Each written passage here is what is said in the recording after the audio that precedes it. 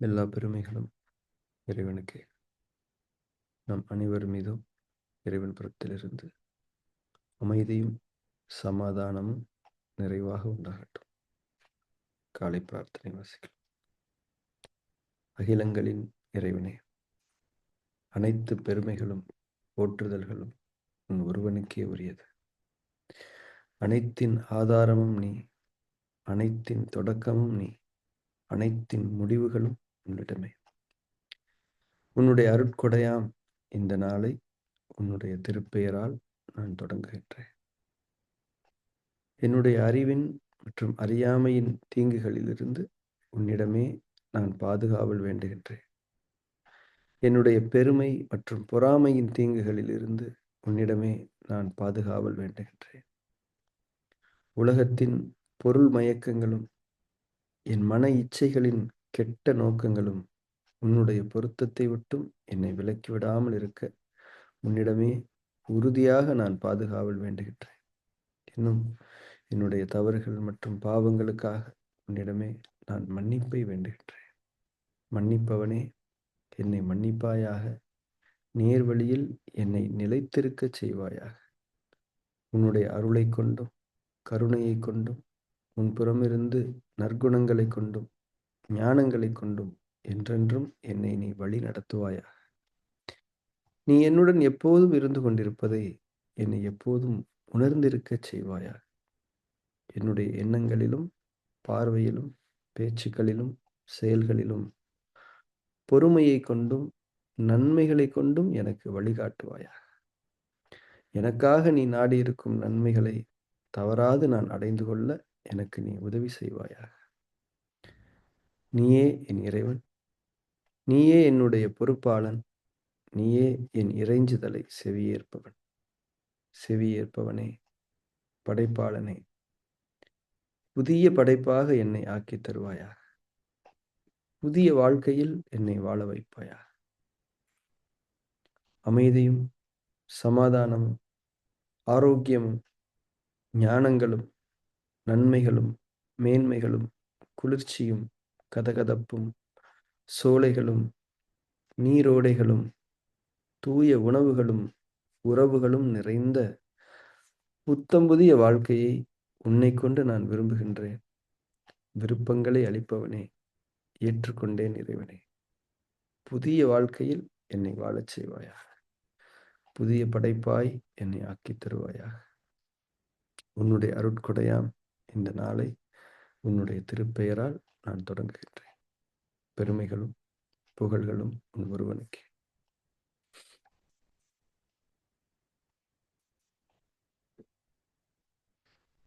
அதிமூலத்தவம் சார்ந்து திருநீற்று பதிகத்தினுடைய விளக்கங்களை நாம் அறிந்து கொண்டிருக்கின்றோம். நேற்றைய வகுப்புல முக்தி தருவது நீரு, முனிவராவது நீரு, முனிவர் அணிவது நீரு, சத்தியமாவது நீரு, தக்கோர் புகழ்வது நீரு என்பதை பார்த்தோம். பக்தி தருவது நீரு, பரவ இனியது நீரு, சித்தி தருவது நீரு. பக்தி அப்படின்னா ஏற்கனவே நம்ம அதை பத்தி பேசியிருக்கிறோம். பக்தி என்பது ஒரு பக்தன், ஒரு படைப்பு தன்னுடைய படைப்பாளன் மீது கொள்ளக்கூடிய ஒரு உறவு முறையினுடைய அனுபவம் தான் பக்தி. இப்போ மனிதர்களாகிய நமக்கு எல்லா விதமான உறவு முறைகளை பற்றிய அனுபவம் இருக்கிறது. நாம் மகனா இருந்திருக்கிறோம், தந்தையா இருந்திருக்கிறோம், தாயா இருந்திருக்கிறோம், அம்மாவா இருந்திருக்கிறோம், நண்பரா இருந்திருக்கிறோம், சகோதரரா இருந்திருக்கிறோம், சகோதரியா இருந்திருக்கிறோம், நண்பர்களா, இன்னும் என்னென்னமோ உறவு முறைகளை பற்றிய அனுபவங்கள் நமக்கு இருக்குது. ஒவ்வொரு உறவுலையுமே நன்மைகளை, துன்பங்களை, சோதனைகளை நாம் அனுபவித்திருக்கின்றோம்.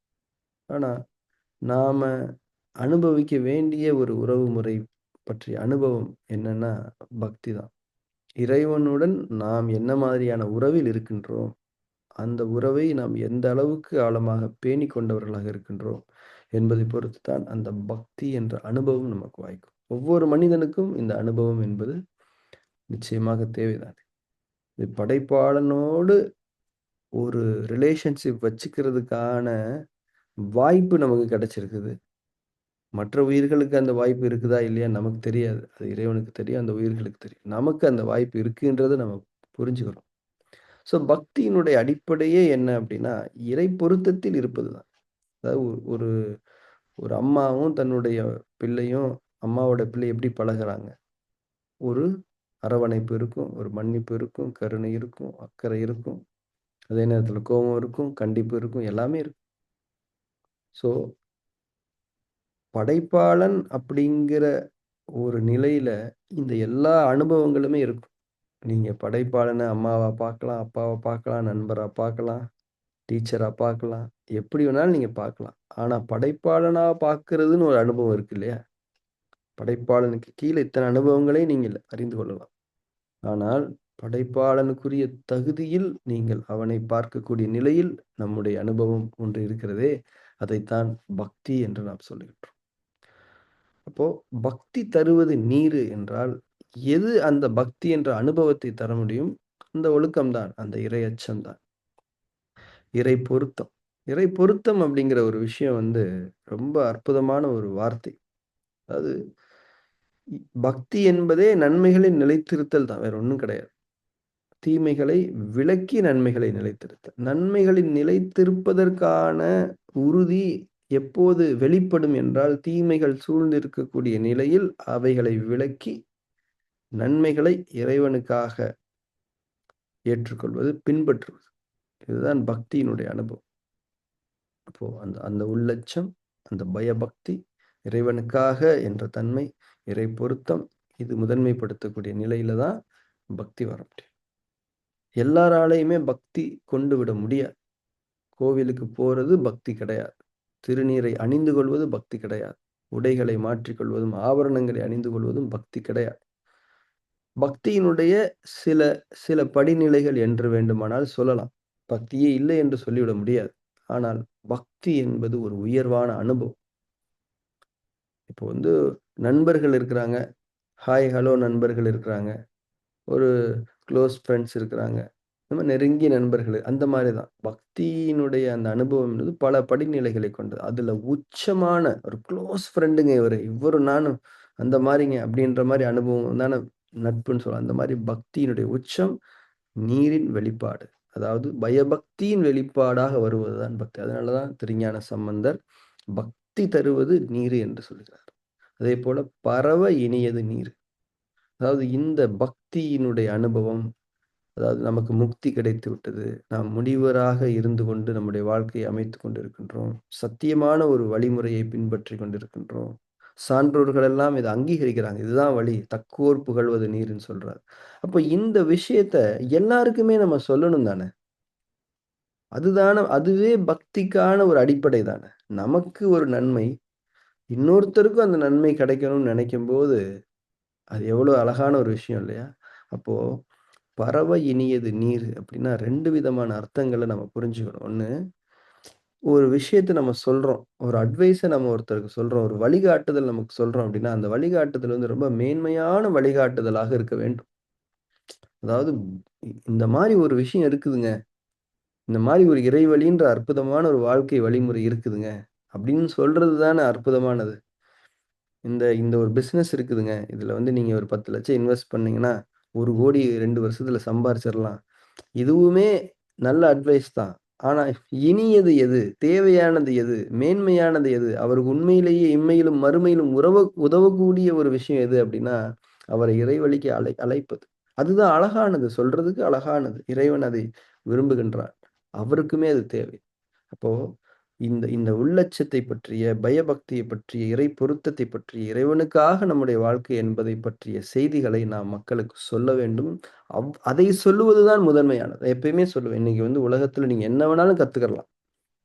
எதையுமே கத்துக்கிறதுக்கான வாய்ப்புகள் இருக்குது. ஆனால் பக்தியை கற்றுக்கொள்வதற்கு, இறை பொருத்தத்தை கற்றுக்கொள்வதற்கு, பயபக்தியை கற்றுக்கொள்வதற்கு என்ன இருக்கிறது? பயபக்தி தான் இனியது. அது பரவ வேண்டியது. அது அனைவருக்கும் சென்று சேர வேண்டும். அப்போ பரவ இனியது நீரு. ஒருத்தர்கிட்ட ஒரு விஷயத்த சொல்லும்போதே, ஒரு சாதாரண அக்குபஞ்சர் சம்பந்தமான ஒரு விஷயத்த, "சார் இந்த மாரி பண்ணுங்க சார். இந்த மாரி பண்ணாதீங்க சார்" அப்படின்னு சொல்லும்போதே, அ ரொம்ப அழகா இருக்கும் அது. அது ஒரு முக்கியமான அட்வைஸ். அத நம்ம சொல்லணும். அதே நேரத்துல, நாம அதுவா இருந்தா தான் சொல்ல முடியும். நீங்க அதுவா இல்லாம நீங்க சொற்பொழிவாளர் கிடையாது. இருக்கிறத வாசிச்சுட்டு போறதுக்கு. இந்த விஷயத்துல நம்ம விட்டு குடுக்கவே கூடாது. அதாவது நம்மளே ப்ராக்ரஸ்ல இருந்துகிட்டே இருக்கணும். எல்லாரையும் வாங்க என்னைய விட நீங்க பீட் பண்ற அளவுக்கு நீங்க ப்ராக்ரஸ்க்கு வாங்கன்னு சொல்லிக்கிட்டே இருக்கணும். நீங்களும் நல்லா இருங்க, நானும் நல்லா இருக்கிறேன். இந்த மாரி. சித்தி தருவது நீரு. சித்தி என்றால் கிளாரிட்டின்னு அர்த்தம். தெளிவுன்னு அர்த்தம். சித்தின்னா என்னது? கிளாரிட்டி. இப்போ சித்தி அடைதல் அப்படின்னு சொல்ல. சித்தி அடைதல் கிளாரிட்டி. முக்தின்றது வெற்றி. சித்தி இருந்தா தான் முக்தி. இப்போ கிளாரிட்டி. எத எப்ப பண்ணணுன்ற தெளிவு. கேள்விகள் இல்லாத தன்மை தான் தெளிவு. அதாவது இப்ப நாம நீங்க என்கிட்ட ஒரு கேள்வி கேட்டீங்கன்னா, நான் உங்களுக்கு ஒரு பதில் சொல்வேன். அந்த பதில் உங்களுக்கு இன்னொரு கேள்வியை ஏற்படுத்தும். அந்த கேள்விய போயிட்டு இன்னொருத்தர்ட்ட கேட்டீங்கன்னா, அவர் ஒரு பதில் சொல்லுவார். அந்த பதில் இன்னொரு கேள்விய உங்களுக்குள்ள ஏற்படுத்தும். கேள்வி பதில் சுழற்சியில் தான் நீங்கள் இருந்து கொண்டிருப்பீர்கள். அதே கேள்வியை நீங்கள் இறைவனிடம் கேட்டீர்கள் என்றால், இறைவன் உங்களுக்கு தெளிவை தருவான். தெளிவு கேள்வியை அழிக்கும். அதுக்கு மேல எந்த கேள்வியுமே ரைஸ் ஆகாது. இப்போ உங்களுக்கு பதில் வேண்டுமா? தெளிவு வேண்டுமா? தெளிவு வேணும்னா இறைவன்ட்ட கேளுங்க. பதில் வேணும்னா மனிதர்கள்ட்ட கேட்கலாம். அப்போ சித்தி தருவது நீரு. இறைவன்ட்ட கேட்கறதுக்கு ஈஸியா எல்லாரும் கேட்டுறலாம். ஆனா இறைவன் அதுக்கு தரணும்ல. யாருக்கு தருவான்? யார் பயபக்தியில் இருக்கின்றார்களோ, யார் இறைவனுக்காக என்று வாழ்க்கை அமைத்துக் கொண்டிருக்கிறார்களோ, அவர்களுக்கு இறைவன் சித்தி தருவான். தெளிவை தருவான். அந்த தெளிவை உங்களுக்கானது. அந்த தெளிவு இன்னொருத்தர்ட்ட போய் நீங்க சொன்னீங்கன்னா, அது அவங்களுக்கு புரியாது. ஏனென்றால், அது இறைவன் உங்களுக்காக கொடுத்தது. அதுதான் சித்தி தருவது நீரு. ரொம்ப அற்புதமான ஒரு விஷயங்கள். நீரு எகைன் நான் சொல்றது அதான். அது சித்தி தருதோ, பக்தி தருதோ, எத தருதோ இல்லையோ, நீரு என்பது நமக்கு முக்கியமானது. நெறி என்பது நமக்கு முக்கியமானது. மனிதர்களுக்கானது. நாம் மனிதர்கள் என்று எதன் அடிப்படையில் நம்மை சொல்லிக் கொள்ள முடியும்? உருவத்தின் அடிப்படையிலா? மனதின் அடிப்படையிலா? எதுவும் இல்லை. அந்த மனதின் இறை பொருத்த தன்மையின் அடிப்படையில் தான் நாம் மனிதர்களே தவிர, வேறு எந்த தன்மையிலும் நம் மனிதர்கள் அல்ல. நாம் மனிதர்களாக வாழ வேண்டும் என்றால், நாம் நீறு பூசியவர்களாக இருக்க வேண்டும். நீறு பூசியவர்கள் என்றால், உடல் அளவில் அல்ல. நம்முடைய மனதில் அந்த பயபக்தி எனும் ஆடையை தரித்தவர்களே உண்மையில் நீறு பூசியவர்கள் என்பதை நாம் புரிந்து கொள்ள வேண்டும். இறைவனுக்கு என்றென்றும் நன்றியோடு நாம் இருக்க வேண்டும். ஞானங்கள், வழிகாட்டல்கள் இறைவன் புறத்திலிருந்து நமக்கு கிடைத்துக் கொண்டே இருக்கின்றன. இப்போது நாம் தியானம் செய்யத் தொடங்கலாம். தன்னந்தனிமை தவ உணர்வு நெறியில் நாம் நிலை பெற வேண்டும். உலகம் என்ற தன்மையிலிருந்து நீங்கள் விலகுங்கள் இறைவனுக்காக. தன்னந்தனியாக இறைவனை சந்திப்பதற்காக உலகத்தை விட்டு விலகுங்கள். தன்னந்தனிமை என்பது இறைவனோடு இருப்பது. இறைவனோடு இருப்பதற்காக உலகம் உங்களை, உங்கள் கவனத்தை திசை மாற்றும். உங்கள் அடையாளங்களில் குழப்பங்களை ஏற்படுத்தும். எனவே உலகத்தை விட்டு விலகி வாருங்கள். இறைவன் உங்களை எப்படி படைத்தானோ அப்படியான நிலையின் நெருக்கத்தில் நீங்கள் அமர்ந்து இறைவனை சந்திக்க தயாராக. தனிமை தவ உணர்வு நெறியை மேற்கொள்ளுங்கள். உலகத்தை விட்டு வெகு உயரத்தில் நீங்கள் சென்று அமருங்கள்.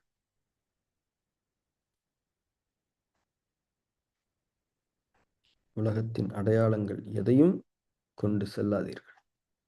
நான் ஒரு படைப்பு. என்னுடைய படைப்பாளனை சந்திப்பதற்காக தன்னந்தனியாக நான் அமர்ந்திருக்கின்றேன் என்றவாறாக தவம் தொடங்க வேண்டும்.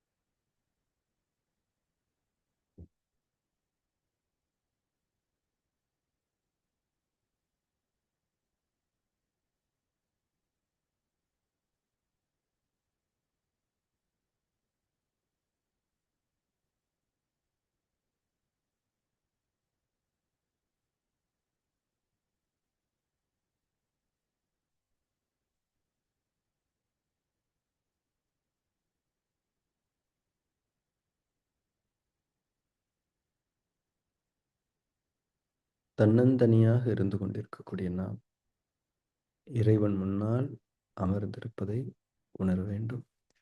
இறைவனுடைய பார்வை நம் மீது இருந்து கொண்டிருக்கிறது. இறைவன் நம்மை நேருக்கு நேராக பார்த்து கொண்டிருக்கின்றான் என்ற உணர்வில் நிலை பெற வேண்டும். முற்றிலும் இயல்பாக நீங்கள் தவத்தில் அமர்ந்திருக்க வேண்டும். எந்த விதமான வேஷங்களும், அலங்காரங்களும், விளக்கங்களும், கேள்விகளும், வேண்டுதல்களும் தேவையே இல்லை. நீங்கள் நீங்களாக வெறுமனே அமர்ந்திருங்கள். செயலற்ற நிலை.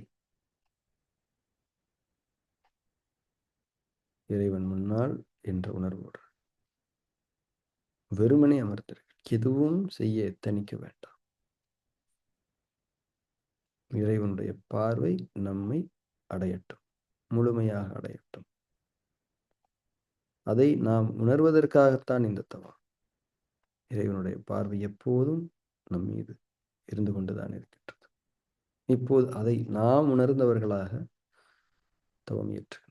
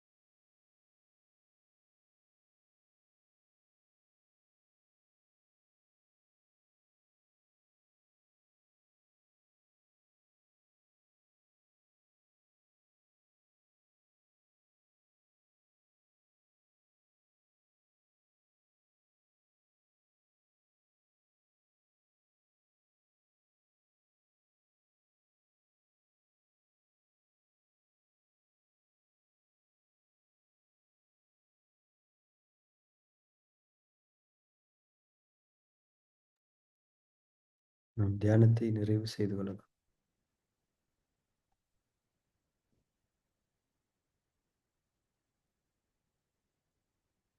பக்தி என்ற அனுபவத்தை பற்றி பேசினோம். இந்த உலகத்தில் நமக்கு எத்தனையோ அனுபவங்கள் கிடைப்பதற்கான வாய்ப்புகள் ஒவ்வொரு நாளும் இருந்து கொண்டிருக்கின்றன. காலையில் எழுந்தது முதல் இரவு நாம் உறங்கச் செல்லுகிற வரை எத்தனையோ அனுபவங்களுக்கான வாய்ப்புகள் இருக்கின்றன. அந்த அத்தனை அனுபவங்களையும் நாம் பக்தி அனுபவமாக மாற்றிக் கொள்வது எப்படி? இறைவன் அதனை பார்த்து கொண்டிருக்கின்றான் என்ற நினைப்பில் நீங்கள் அதை செய்யும்போது, ஒவ்வொரு அனுபவமும் பக்தி அனுபவம் தான். ஒருத்தர் கூட நீங்க பேசுறீங்களா? உங்க உங்க மனைவி கூடயோ, உங்க கணவன் கூடயோ நீங்க பேசுறீங்களா? இறைவன் பார்க்கிறான் அப்படின்ற அடிப்படையில பேசுங்க. இது பக்தி அனுபவம். எந்த அனுபவத்துக்குள்ளும் பக்தி அனுபவத்தை நாம் உணர முடியும். எந்த அனுபவத்தையும் பக்தி அனுபவத்திற்கு கீழ் அமைத்துக் கொள்ள வேண்டும். இதுதான் இறைவழி வாழ்க்கை. இது வந்து அன்னைக்கு இவர் கூட தாமோதரன் சார் கூட சொல்லியிருந்தாங்க அந்த ஷேரிங்ல. ஒரு எண்ணம் வந்தாலுமே கூட, அந்த எண்ணத்த இறைவன் பார்க்கிறான் அப்படிங்கும்போது, அந்த எண்ணத்துல ஒரு ஒழுங்கு வந்துரும். அந்த ஒழுங்குங்கிறது வந்து நம்மள துன்புறுத்தாது. நம்மள வந்து அசௌகரியப்படுத்தாது. அந்த ஒழுங்கு நம்மள இன்னும் உயிரோட்டப்படுத்தும். அந்த ஒழுங்கு இன்னும் நம்மள வந்து ஒரு தூய்மையான ஆன்மாவா நிலைநிறுத்தும். எண்ணங்கள்ல ஒழுங்கு. எண்ணங்கள்ல ஒழுங்கு இறைவன் பார்க்கிறான்றத தவிர, வேற எதுலயும் வர முடியாது. ஏனென்றால் எண்ணங்களை பார்க்கக்கூடிய சக்தி இறைவனுக்கு மட்டும் தான் இருக்கிறது. உங்களுக்கு ஒரு எண்ணம் வருகிறது. அந்த எண்ணம் எப்படி வளரும் என்பதை நீங்க அறிய மாட்டீர்கள். இறைவன் அறிந்தவர். எனவே அந்த அந்த எந்த ஒரு அனுபவத்தையும் இப்ப எண்ணங்கள் அப்படிங்கிறது நம்மளுடைய செல்ஃப் எக்ஸ்பீரியன்ஸ்ன்னு சொல்லுவாங்க. இத யாரோடையும் நம்ம பகிர்ந்து கொள்ள முடியாது. நம்முடைய அனுபவம். நம்முடைய அனுபவமே கூட பக்தி அனுபவமாக இருக்க வேண்டும் என்றால், நம்முடைய எண்ணங்களையும் இறைவன் பார்க்கின்றான். அவன் உள்ளங்களில் உள்ளதை அறிந்தவன் என்ற உணர்வோடு இருக்கும்போது, ஒரு தூய்மையான பக்தி அனுபவம். இந்த மாதிரியான ஒரு அனுபவத்த நாம வந்து அனுபவிக்காம எப்படி இருக்க முடியும்? நம்ம ஆன்மா அத விரும்புது. எனவே இறைவன் நமக்கு மேன்மையான ஒரு ஞானத்தை, தெளிவை, வழியை காட்டிக் கொண்டிருக்கின்றான். இன்னும் இன்னும் இந்த வழியில் நாம் உறுதியாக நிலை பெற வேண்டும். என்றென்றும் இறைவனுக்கு நாம் நன்றியோடு இருப்போம். இப்போ பலமுறை நாம வந்து ஒரு விஷயத்த தொடங்கி அத செய்ய முடியாத நிலை இருக்குது. நெறைய விஷயங்கள்ல அந்த எக்ஸ்பீரியன்ஸ் இருக்குது. ஸோ எகைன் இறைவனுடைய அருளைக் கொண்டு அத தொடங்குறோம். அது என்னன்னா, அது ஒரு நீண்ட நாள் விருப்பம். அதாவது டீச்சர்ஸ உருவாக்கணும் அப்படிங்கிற ஒரு விருப்பம். அதாவது இறைவழி தியான வழிமுறைகளை அ கற்றுக் கொடுக்கக்கூடிய இந்த தன்மை நம்முடைய குழுவினருக்கு மட்டும் தான் நடக்கிறது. நீங்கள் இந்த இறைவழி தியான முறை எங்கும் கற்றுக்கொள்ள முடியாததாக இருக்கிறது. இப்ப விபாசனா நீங்க லேர்ன் பண்ணலாம். ஆனா, அந்த விபாசனால வந்து நெறைய இப்ப நாம பேசக்கூடிய இந்த இறைவழி சம்பந்தமான கருத்துக்கள் எல்லாம் அங்கே இல்லை. அதை தவிர்த்து விடுகின்றார்கள். அது அனைத்து மத மதம் சார்ந்த தன்மையில் இருக்கக்கூடாது என்பதற்காக தவிர்த்து விடுகிறார்கள். இங்கே நாமும் எந்த மதத்தை பற்றியும் பேசவில்லை. நாம் அனைத்து மதங்களையும் பேசுகின்றோம். நன்மைகளைப் பற்றி பேசுகின்றோம். இறைவனை உணர்வதற்கான, இறை பொருத்தத்திற்கான அத்தனை வாய்ப்புகளையும் இங்கே நாம் பயன்படுத்திக் கொள்கின்றோம். நம்மிடையே மதம் என்பதோ, பிரிவினைகள் என்பதோ இல்லை. எனவே நாம் இங்கே பேசிக் கொண்டிருக்கக்கூடிய நம்முடைய பயணத்தினுடைய அந்த கலர், அந்த ஸ்கின்னு, அந்த டோனே வேறையா இருக்குது. அது தனித்துவமானது என்பதாக நாம் புரிந்து கொள்வோம். மேன்மையானது என்பதை தாண்டி தனித்துவமானது, எளிதானது என்பதாக நாம் புரிந்து கொள்வோம். ஸோ இந்த ஒரு அ தீம்டு கன்டென்ட்ட வந்து நம்ம மக்களுக்கு கொண்டு செல்ல வேண்டிய ஒரு தேவை இருக்கிறது. என்னால் மட்டுமே அதை செய்ய முடியாது. அதனால் நீங்கள் ஒவ்வொருவரும் ஒரு ஆசிரியராக மாற வேண்டும். இதை இதை சொல்லக்கூடிய இப்ப பார்த்த மாரி பறவை இனியது நீர்ன்ற மாரி, இனிய இந்த தன்மையை பரப்ப வேண்டும். அதனால நான் வந்து விருப்பம் உள்ளவர்களுக்கு ஒரு சின்ன ஒரு டீச்சர் ட்ரெய்னிங் மாரி நம்ம குடுக்கலாம். ஸோ அத வந்து நம்ம ரொம்ப டிலே பண்ண வேண்டாம். நம்ம வந்து ரேண்டமா எப்பப்போ டைம் கிடைக்குதோ, அப்பப்ப நம்ம வந்து அத டிஸ்கஸ் பண்ணலாம். ஸோ வந்து நாளைக்கு நைட்டு நாளைக்கு நைட் ஒரு அரவுண்ட் ஒரு 8:00 சும்மா ஒரு ஒரு 15 டூ 20 மினிட்ஸ் மேக்ஸிமம் 30 மினிட்ஸ் தான். ஸோ எப்படி வந்து இந்த விஷயத்த வந்து நம்ம ஒரு ஒரு டீச்சிங் கன்டென்ட்டா மாத்தலாம்? அதுக்கான நெறைய நோட்ஸ் வந்து நானு உங்களுக்காக ப்ரிப்பேர் பண்ணி வச்சிருக்கேன். ஸோ அந்த நோட்ஸ வந்து உங்களுக்கு இன்ட்ரோடியூஸ் பண்றேன். ஸோ எப்படி ஒருத்தர்கிட்ட இந்த விஷயத்த அறிமுகப்படுத்தலாம்? இப்ப இந்த பிசினஸ்லாம் சொல்லுவாங்களா இல்லையா? இதுல இதுல வந்து நீங்க சேருங்க, இத பண்ணுங்க. அந்த மாரியான ஒரு விஷயம் தான் இது. அத எப்படி நம்ம எடுத்துட்டு போலாம்? எப்படி ஆரம்பிக்கலாம்? அத பத்தின விஷயங்கள நம்ம பேச ஆரம்பிக்கலாம். ஸோ கம்ப்ளீட் டீச்சிங் மெட்டீரியல்ஸ், அந்த கன்டென்ட் என்ன டிஸ்கஸ் பண்ணணும்? என்ன கேள்விகள் இருக்கும்? என்ன மாரியான பதில் சொல்லணும்? ஸோ இது வந்து சொல்றது அப்படிங்கிறது வந்து நமக்கு சொல்றதுக்கான வாய்ப்புகள் எப்ப வரும்னு தெரியாது. ஆனா நம்ம சொல்ல வேண்டிய தேவை இருக்குன்றத நம்ம உணர்றோம். ஸோ அந்த செயலை நாம் தொடங்கலாம் இறைவனுடைய உதவியை கொண்டு. ஸோ நாளைக்கு வந்து அரவுண்ட் ஒரு 8:00 நம்ம மீட் பண்ணலாம் இந்தியன் டைம். டைமிங்க பொறுத்தவரைக்கும் நம்ம ஃபிக்ஸ்டு டைம் இல்ல. அப்பப்ப ஃப்ரீயா இருக்கும்போது நம்ம அத சந்திச்சு பண்ணிக்கலாம். நான் உங்களுக்கு ஒரு 4:00 வாக்குல நான் மெசேஜ் பண்ணிடுறேன். முடிஞ்சா கொஞ்சம் ஏர்லியரா கூட. ஏன்னா எல்லாருமே கொஞ்சம் செட்டில் ஆயிருக்கணும் இல்லையா அதுக்காக. ஸோ நாளைக்கு நான் டைமிங் மெசேஜ் பண்றேன். கண்டிப்பா நாளைக்கு அந்த செஷன் வச்சுக்கலாம். எல்லாரும் கலந்துக்கோங்க. உங்களுக்கு விருப்பம் இருக்கிறவங்க அந்த டீச்சிங்ல நீங்க போங்க. சரியா? அண்ட் நாளைக்கு மார்னிங் வந்து ஒரு 10 மணிக்கு ஒரு செஷன் வச்சிருக்கிறோம். அது சும்மா இந்த விமென்ஸ் வெல்னஸ்ல இருந்தவங்களுக்கான ஒரு தியான பயிற்சி முறை, தியானத்த பத்தின அறிமுகம். ஸோ அதுலயும் முடிஞ்சா நீங்க கலந்துக்கோங்க. ஏன்னா அது அவங்களுக்கும் நான் எப்படி சொல்லி தரேன், எப்படி அத அறிமுகப்படுத்துறோம், அ மனம் எவ்வளோ முக்கியன்றத நம்ம அவங்களுக்கு எந்த அடிப்படையில எடுத்துரைக்கிறோன்றது உங்களுக்கு ஒரு லேர்னிங்கா இருக்கும். ஸோ அதுலயும் நீங்க கலந்துக்கோங்க. So thank you very much. நாளை சந்திக்கலாம்.